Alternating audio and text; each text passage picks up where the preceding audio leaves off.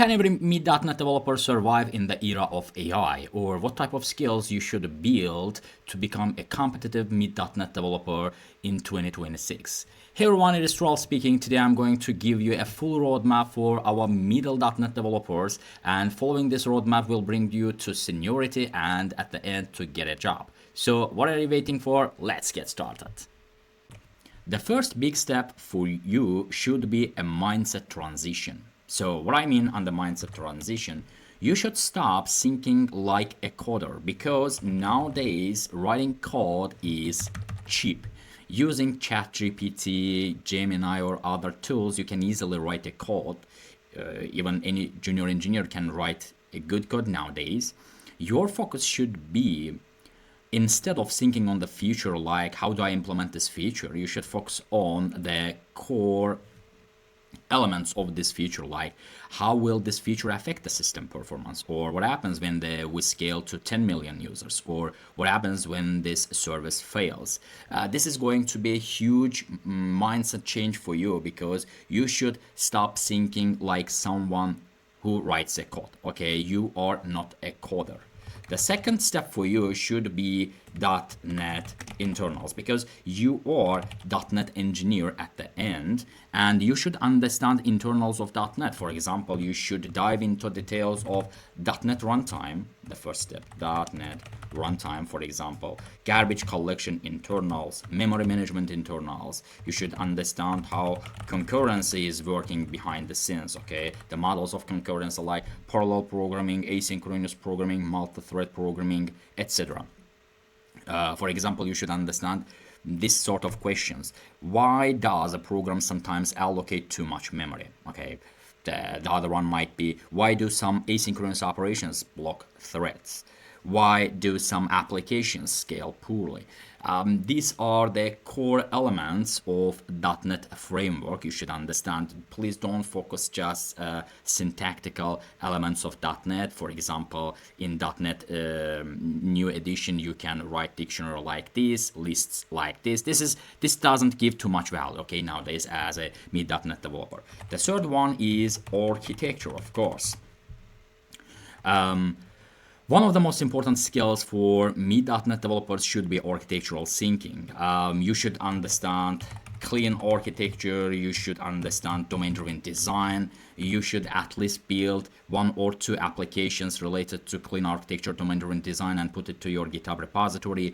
You should deep dive into details of tactical and strategical modeling of domain-driven design. You should understand how to properly design bounded context, how to at the end grab ubiquitous language from the bounded context. You should understand how to design aggregates, entities, value objects, domain events, domain services, repositories, proper repositories, factories, etc., related to domain-driven design, tactical and strategical modeling. Okay, this is of course not all. You should understand how monolith services, and especially modular monoliths, is working, and how to transit it from a modular monolith to microservices. And also you should deep dive into details of microservices, and you should understand the microservices parents. Okay. The real architecture is about managing complexity in large systems. So for example, you should ask, how do we organize large code bases? How do we reduce coupling? Or how do we make systems easier to maintain? Okay, this sort of developers will survive in the era of AI. Okay. The next one, the fourth one, is going to be, of course, distributed systems.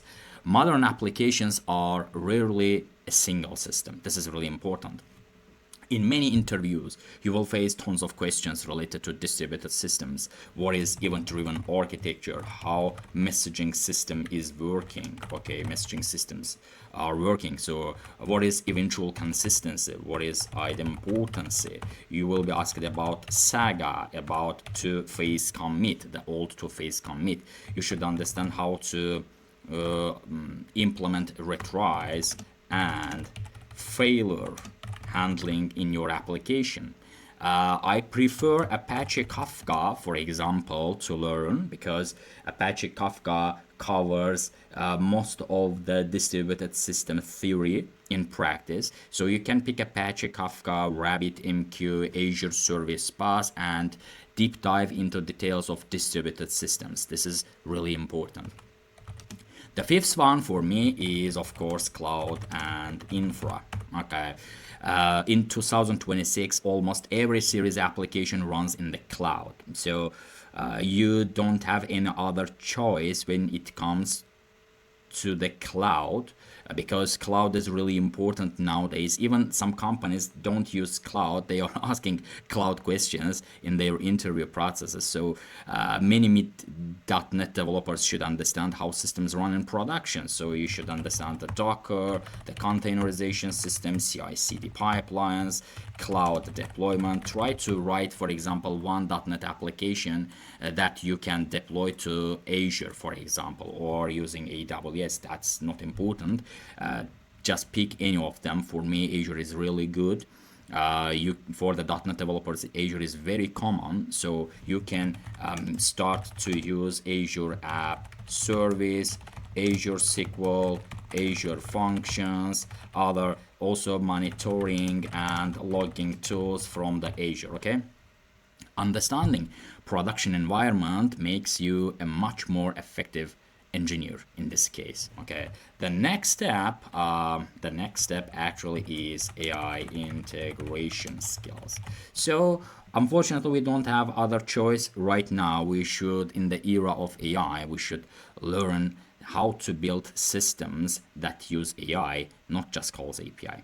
So try to build an application that uses AI chat assistants, document analyst tools, okay, I don't know, for example, recommendation engines, etc. Try to build them using AI.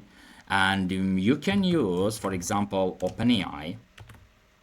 It has really cool API to use. You can use Azure OpenAI.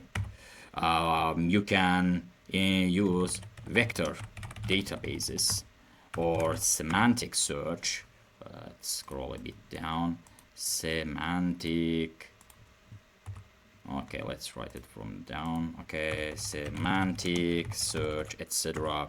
So to build such systems, as I mentioned above, you can use this sort of tools. Okay, and from the performance perspective, this is also really important, because as a mid.NET developer, performance measuring and understanding the performance issues is really important. Middle.NET developers should understand how to profile application, okay, how to benchmark, especially benchmark your code, how to optimize memory usage. This is really important. Design cache strategies. Okay, you can use the popular Redis, I don't know, the rate limiting stuff, rate limiting, etc. to experiment. Okay, but in our previous example, in our previous tutorial, I mentioned the skills related to junior.NET developer. There should be some indication for mid.NET developer that separates them from junior engineers. And for me, this is the leadership skills. Okay, a mid.NET developer should also start developing leadership skills. This doesn't mean actually being a manager, but you can start mentor junior developers in your company. Okay, you can start to review, being an owner of the code and review code. Okay, what else you can do? You can improve team practices, and of course participating in architectural discussions. This is also really important. Okay, many mid.NET developers today are actually advanced junior engineers. They can write features, but they can't design systems or debug complex systems. AI will probably eliminate many mid developer roles, of course, but if you build these skills, I think you will definitely survive, and this will help you to actually get a job. So long story short, in the era of AI, every mid.NET developer should understand how the system is working. They should participate in the architectural discussions. They should bring value from the architectural perspective, bring value from the team perspective. Software development was never about writing code. Actually, it was about solving problem, and it is still about solving problems. So solving problem is not just fixing the bug. Okay, solving problem is solving conflicts between people also too. So your leadership principles is really important. Leadership principles is really important in this case, and understanding very well distributed systems also differentiate you from other mid.NET developers. Okay, if you enjoyed this video and want more senior level content about .NET architecture and modern software development, please don't forget to subscribe, hit like button, share, and I'll see you in the next tutorials. Bye.